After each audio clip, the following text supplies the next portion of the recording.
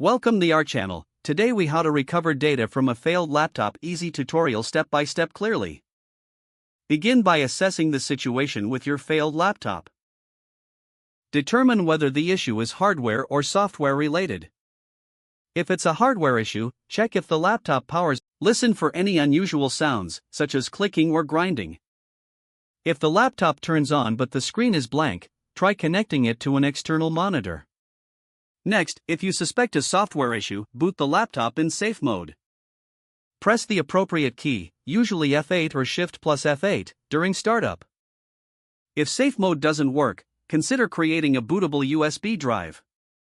To do this, use another computer to download recovery software.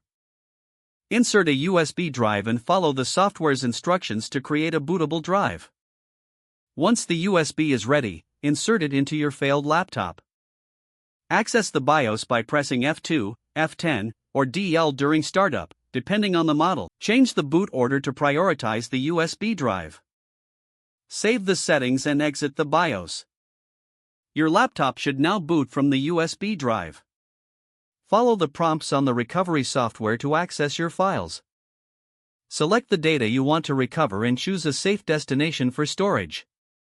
If the data recovery is successful, safely eject the USB drive. If you are unable to recover files using software, you may need to consult a professional. Remove the hard drive from the failed laptop if you are comfortable doing so. Connect the hard drive to another working computer using a USB adapter. Check if the files are accessible from the external drive.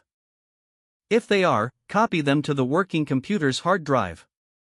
If not, professional data recovery services can analyze the hard drive for issues.